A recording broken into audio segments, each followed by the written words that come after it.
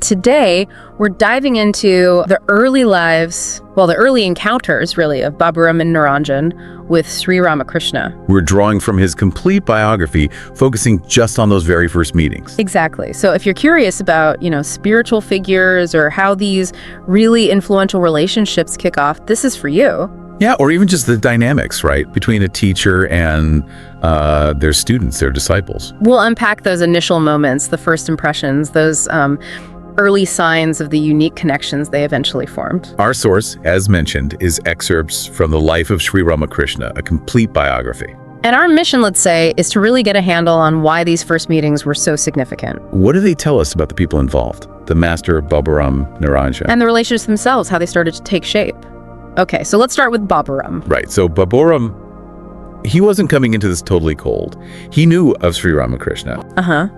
Through his brother and also his classmate, Rakal. Rakal visited Dakshineswar a lot. So there was some, anticipation, but also some really practical thoughts swirling around. Oh, definitely. He was picturing, a simple monk, a basic hut, and he was genuinely wondering about accommodation, food.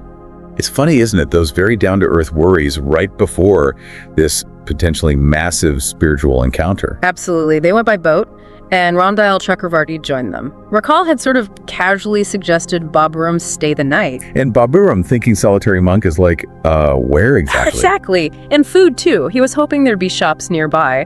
Rakal was a bit vague, which probably just made him wonder more. That contrast is stark, isn't it? Yeah. His normal human anxieties versus the spiritual intensity he was walking into. Totally. And when he actually arrived at Dakshineswar, the temple complex, his reaction was immediate. He called it fairyland. Yeah, just captivated by the beauty. It suggests, I think, a certain sensitivity, something beyond just the everyday. Definitely. Okay, so the first actual meeting. Right.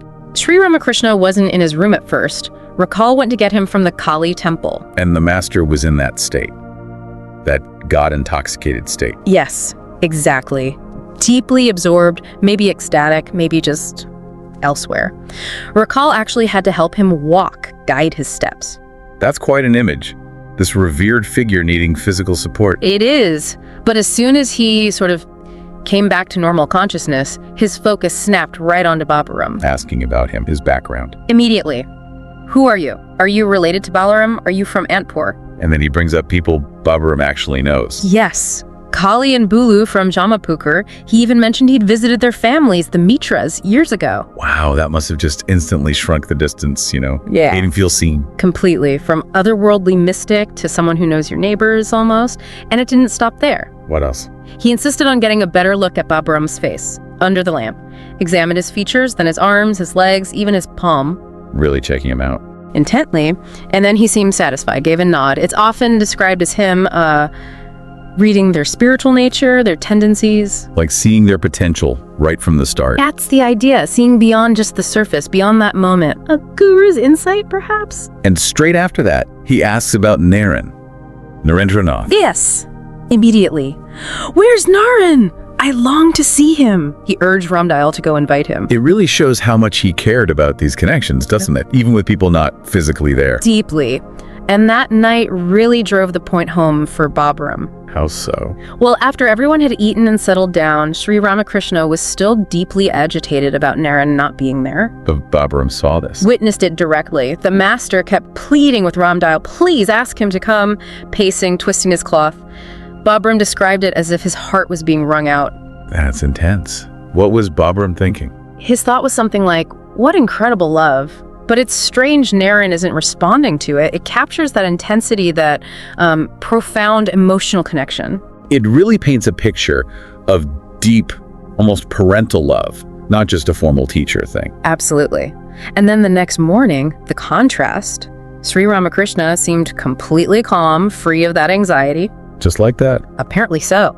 He suggested Baburam go for a walk around the Panchavati, the grove of 5 sacred trees. And that place, the Panchavati, turned out to be significant for Baburam himself. It did. He actually had this childhood longing, almost a vision of living a life of renunciation in a secluded spot exactly like the Panchavati. No way. Did he say anything? He kept it to himself then. But imagine the feeling, seeing your deepest private aspiration physically manifest before you. It must have felt like confirmation. Yeah. even if his first impression was just, oh, this is nice, deeper things were stirring. Definitely. So when he returned for a second visit, things started to click even more. Sri Ramakrishna welcomed him back warmly. Very warmly. And then he specifically told Baburam to go find Narendra at the Panchavati. Setting up that meeting. Precisely.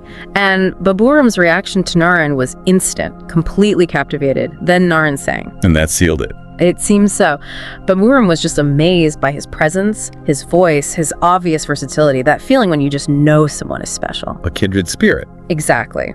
And from that point, Baburam's path was set, really. He became very close to Sri Ramakrishna, eventually surrendering completely. And Sri Ramakrishna clearly valued him immensely. Incredibly so. He saw this innate purity in Baburam, classified him among the Nityasiddhas and Iswarakotis. Which is essentially eternally perfect beings, or very highly evolved souls, close companions of God incarnate. He even had a vision of Baburam as a goddess. That's profound respect. He used that analogy too, didn't he? About Baburam being like a new vessel. Yes. Untainted, pure, capable of holding spiritual truth without any sort of distortion. Perfect for receiving the highest teaching. Made him a good attendant too, right? A natural fit. Sri Ramakrishna apparently even entered samadhi, that deep meditative state, just by touching him sometimes. Wow. And his mother was okay with him staying? Surprisingly easily, yes. Which speaks volumes about the trust Sri Ramakrishna inspired. Baburam would even physically support the master during those states of samadhi. A very close, dedicated relationship. And Sri Ramakrishna was actively guiding his spiritual growth. Initially, Baburam maybe wanted that ecstatic emotional experience, Baba. But that wasn't his path. Apparently, the Divine Mother indicated otherwise.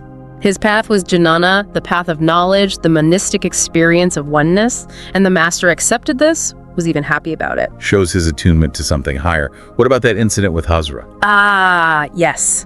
Hazra, another figure around Dakshayan's war, told the young disciples they should, beg Sri Ramakrishna for spiritual powers. And the master shut that down. Immediately. He said, basically, why would you beg? You're my own kin. Everything I have, my realizations, they are already yours. That's powerful. It's not transactional, it's inheritance. Precisely. Right. Realize your own connection, your own potential. Don't look for handouts. A really important teaching about the nature of that relationship. Okay, let's shift gears. Let's talk about Niranjan. Right. Nitya Niranjan Ghosh. Another young man, deeply spiritual, but a different sort of entry point. He was about 18. Yeah. And had this background as a medium for spiritualists in Calcutta. Yes, quite unusual. He heard about Sri Ramakrishna's immense spiritual power and basically went to Dakshayan to check him out to see if it was real. So a bit more skeptical, maybe? Or just curious? Perhaps just wanting first-hand experience. But unlike Baburam's arrival, Niranjan's key interaction happened after the other visitors had left. Sri Ramakrishna singled him out. He turned to him and started speaking with this incredible familiarity, as if they were old friends. And gave him some pretty direct advice. Very direct, that analogy. If you constantly think of ghosts, you become a ghost. Think of God, you become God. Which do you prefer? Straight to the point, challenging his work with the spiritualists. Exactly. And Niranjan's response was immediate. He agreed right then and there to cut ties with them, showed a real readiness for change. Then Sri Ramakrishna invited him to stay, concerned about the long walk home. Yes, showing that practical care again. Niranjan hesitated, though. His uncle would worry. Family obligations. Right, but he promised he'd come back soon. You can feel the pull already, even after that short meeting. And it stuck with him. Definitely. The biography says his thought kept returning to Dakshayan's war. He couldn't shake it. So he went back quickly. Just 2 or 3 days later. And Sri Ramakrishna's welcome was apparently overjoyed, embraced him warmly. And spoke with some urgency. Yes, about realizing God now, about how precious life is. Niranjan was apparently quite taken aback, surprised by the master's intense personal concern for his spiritual welfare. That feeling of being truly seen and cared for on that level. It must have been incredibly powerful. He ended up staying several days that time. Which caused problems back home with the uncle.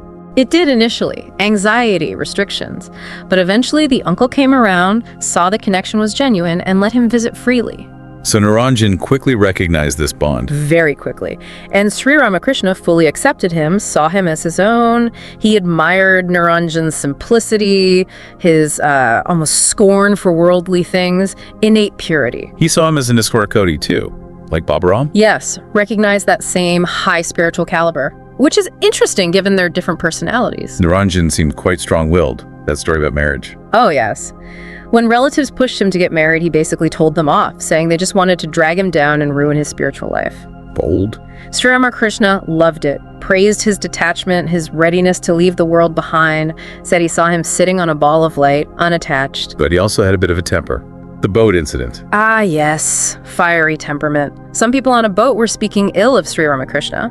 Niranjan argued, then threatened to capsize the boat. Whoa. Protecting the master's honor, but maybe going a bit far. Exactly. Sri Ramakrishna, while understanding the devotion, firmly rebuked him for the anger itself, called it a deadly sin, told him to rise above it, a lesson in channeling that intensity. Interesting balance. Strong devotion needs wisdom. And Niranjan did, for a short time, get pulled into worldly life. He took an office job. Why was that? Felt he had to support his aging mother. Sri Ramakrishna was initially devastated when he heard, compared it to hearing of Niranjan's death. That's how strongly he felt about his spiritual focus. Yes. But when he found out the reason that it was for his mother, not himself, he was immensely relieved. Ah, the motive mattered. Greatly. He distinguished between working for oneself, which could be entangling, and working for others, like family, which was less likely to hinder spiritual progress. Of course, eventually Niranjan dedicated himself fully to the master's service. So looking back at both, very different starting points. Baburam's intro was more gradual, through people he knew. While Niranjan's was more direct, almost confrontational in terms of that choice he had to make. Yet, in both cases, this immediate, profound connection forms. You see the seeds of their distinct paths right there. Absolutely. And you see Sri Ramakrishna's incredible insight, recognizing Baburam's quiet depth, Niranjan's passionate detachment. He saw them both so clearly. It really highlights that theme of recognizing potential, doesn't it? Yeah. And just how powerful that initial guru-disciple connection can be. Right from the very first interaction. It wasn't something that needed years to build. The core connection was often instantaneous. Which leaves us, and you listening, with something to think about. Consider those first meetings in your own life, the ones that sparked significant relationships. Were there subtle signs then? Hints of a deep, lasting connection that maybe you only recognize later? And what can we take away from Sri Ramakrishna's way of seeing people? That ability to perceive the potential, the deeper self, right from the beginning. Yeah, something definitely worth pondering. I hope you like this chapter. We need volunteers and sponsors to create content with even better quality and with more variety. If you wish to join this initiative as a volunteer or sponsor, please click the links given in description below. To help us reach more viewers, please like, comment, share, and subscribe to Biography Central. Thank you for your time. It means a lot. Namaste.